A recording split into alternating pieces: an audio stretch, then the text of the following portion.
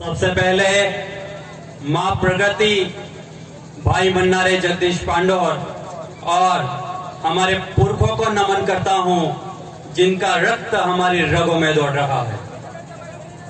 आज इस विश्व आदिवासी दिवस के इस कार्यक्रम पर पधारे हुए इस भील प्रदेश के तमाम कोने कोने से हमारे मेहमान और भील प्रदेश के फलासिया ब्लॉक में जो हमारे साथी माताएं, बहनें, भाइयों और बहन जो पधारे हुए हैं, उन सभी इस देश के मूल मालिकों को मैं दोनों हाथ जोड़कर जोहार अभिवादन करता हूं।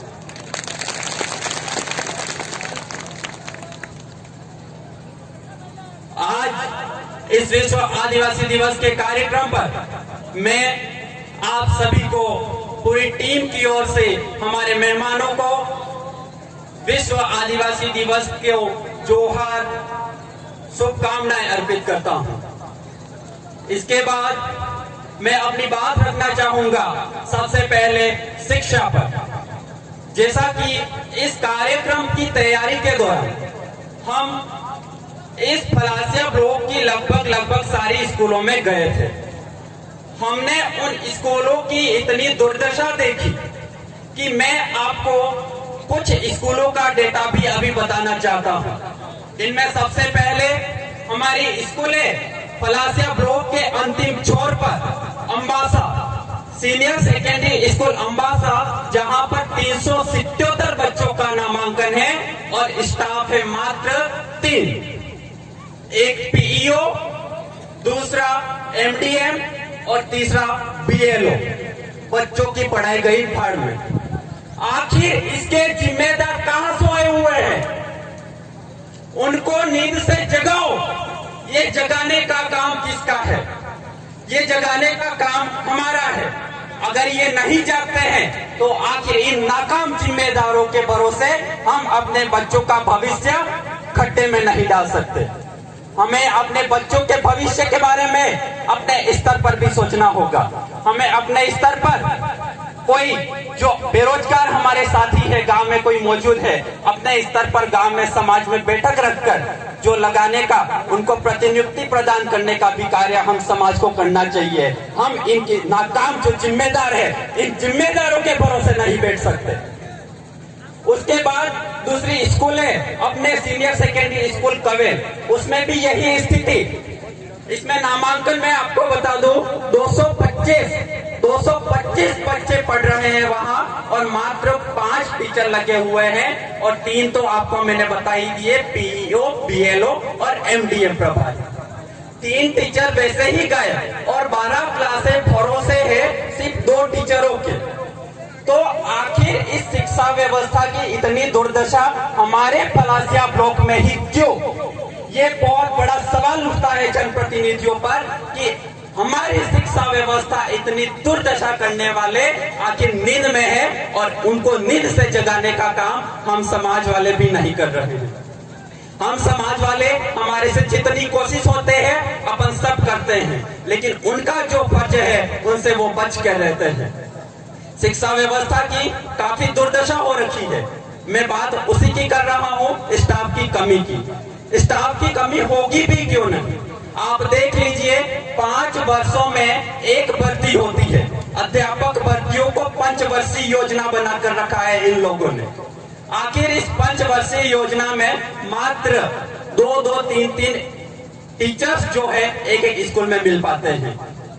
और आजकल जो हमारा आरक्षण है, आरक्षण आपको लगता है कि खत्म करने वाले हैं।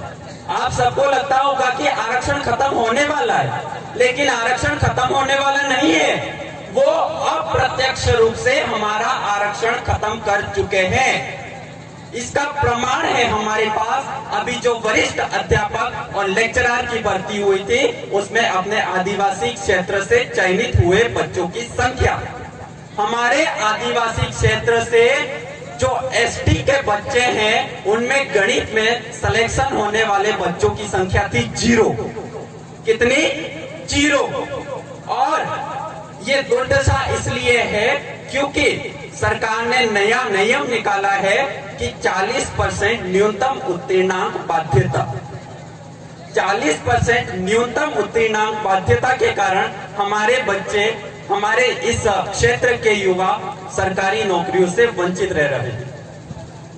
हम क्वालिटी एजुकेशन का विरोध नहीं करते, हम चाहते हैं कि हमारे क्षेत्र में भी क्वालिटी एजुकेशन हो, अच्छी शिक्षा मिले, लेकिन इस तरह से हमारे क्षेत्र में जीरो सिलेक्शन होने के बाद इस क्षेत्र में कोई अध्यापक ही नहीं मिलेगा, ना गणित का मिलेगा, ना विज्ञान का मिलेगा, तो ये हमें क्वालिटी एजुकेशन मिलेगा? सवाल है आप समाज वालों से, क्या इस तरह से ये हमें क्वालिटी एजुकेशन दिला रहे हैं? उसके बाद मैं दूसरी बात करना चाहूंगा विश्व आदिवासी दिवस के लिए अपने प्रशासन से हुए संघर्ष के बारे में। हमने इस कार्यक्रम से कई पहले अपनी पूरी टीम के साथ जो एसडीएम साहब है जाडोल, उनको एप्लीकेशन प्रदान कर दी गई। एप्लीकेशन प्रदान करने के बाद नींद में था प्रशासन नींद में था, और कल जब यहाँ पर टेंट की सब व्यवस्था हो गई, यहाँ पर पूरी तैयारी हो चुकी थी, उसके बाद प्रशासन ये प्रेस नोट जारी करता है कि ओलंपिक के चलते आपको इस कुंडला ग्राउंड में कार्य करने की अनुमति नहीं मिलती है। 1 महीने तक प्रशासन को पता नहीं था यहाँ पर ओलंपिक हो रहे हैं। और दूसरी बात, ओलंपिक यहाँ पर कल से ही समाप्त हो चुके थे, यहाँ पर कोई ओलंपिक नहीं था, परंतु कुछ राजनीतिक लोगों के चक्कर में, उनके दबाव में आकर हमारे जो अधिकारी गण हैं वो भी निष्पक्षता नहीं कर पा रहे थे। हमारे अधिकारी गण जो है उनसे मैं कहना चाहूंगा, आप एक आरएस अधिकारी लेवल का एग्जाम पास करके यहाँ क्वालिफाई होकर आते हैं। इतना बड़ा एग्जाम क्वालिफाई करने के बाद आपको इस देश दुनिया का पूरा नॉलेज होता है, तो इतना नॉलेज लेने के बाद आप इन 2% नेताओं के आगे क्यों झुकते हो? आप इन 2% नेताओं के आगे क्यों झुकते हो, ये मैं पूछना चाहता हूं। अगर आप ईमानदारी के साथ कार्य करते हैं तो हमारा पूरा आदिवासी समाज ही नहीं, पूरा सर्व समाज ईमानदारी के साथ खड़ा रहेगा, आपको आज तक नहीं आने देगा। परंतु आप निष्पक्षता के साथ न्याय नहीं करते हैं। कल भी हमारे को एसडीएम साहब ने कहा कि मैं आपको यहाँ कार्यक्रम करने की अनुमति नहीं देता हूँ, आप यहाँ कार्यक्रम नहीं कर सकते। हमारी टीम ने उनसे वार्ता की और उनसे बोला कि यहाँ पर आप कार्य करने की अनुमति प्रदान नहीं करते हो, हम तब भी कार्य यहाँ करेंगे, हम तब भी कार्यक्रम यहाँ करेंगे, और 10 तारीख की सुबह हम सब आपके थाने में उपस्थित हो जाएंगे और खुद के खिलाफ रिपोर्ट दर्ज करा देंगे कि हम आदिवासी लोगों ने इस आदिवासी क्षेत्र में विश्व आदिवासी दिवस मनाने का जुर्म किया है। इस जुर्म के खिलाफ हमें अरेस्ट करिए।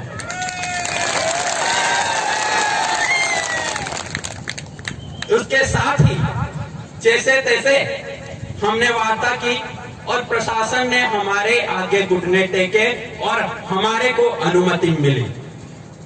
अनुमति मिलने के बाद शाम का समय था, हमारे जो कुछ साथी है टीम के, वो अपनी करेल में एक बोर्ड की स्थापना कर रहे थे। वीर कालीबाई जो हमारी मौजूद है, तो उनके बोर्ड की स्थापना कर रहे थे। तो उस दौरान प्रशासन जाता है वहां और उनसे पूछता है कि आपको अनुमति किसने दी, अगर यहाँ कुछ होता है तो इसकी जिम्मेदारी आपकी रहेगी। मैं पूछना चाहूंगा, उस बोर्ड की स्थापना जहां की है उससे 100 मीटर आगे एक रेड बोर्ड पर लिखा हुआ है यहाँ पर अंग्रेजी शराब मिलती है। उसकी परमिशन किसने दी? उसकी परमिशन किसने दी इनको? ये होते कौन है परमिशन देने वाले? अपना गांव अपना बोर्ड। पहली बात तो उनसे ये पूछना चाहिए थी हमारे साथियों को कि आप हमारे गांव में किसकी अनुमति से घुसे? क्या हमारे गांव के मुखिया से आपने इस गांव में घुसने की अनुमति ली?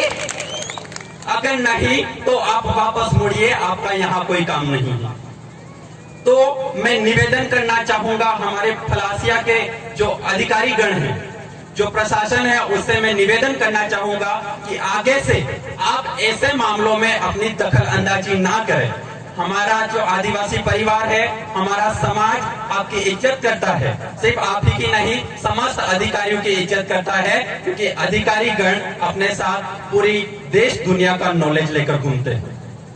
तो आगे से प्रशासन से यही कहना चाहूंगा, आप आगे से हमेशा ये बात ध्यान में रखें कि ऐसे छोटे मोटे मामलों में दखल अंदाजी ना करें। आपके कार्य क्षेत्र का जो दायरा है, उस दायरे में रहकर बात करें और उस दायरे में रहकर अपना कार्य करें। बाकी दूसरी बातों में, दूसरे क्षेत्र में आपको दखल अंदाजी की कोई जरूरत नहीं है। और ये जो 2% के नेता है और इनके दलाल है, इनके आगे आपको झुकने की जरूरत नहीं है। अगर कुछ भी होता है तो उसके लिए हमारा आदिवासी समाज आपके साथ खड़ा है।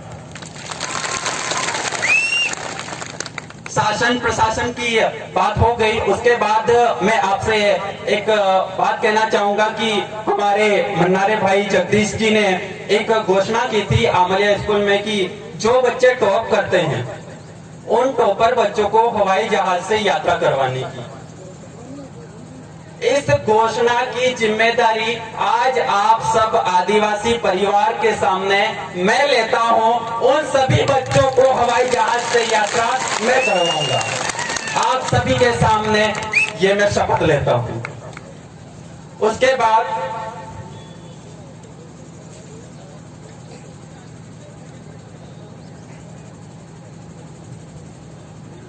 बाद मैं कहना चाहूंगा, बात सिर्फ शिक्षा की हुई, स्वास्थ्य की कहां गई?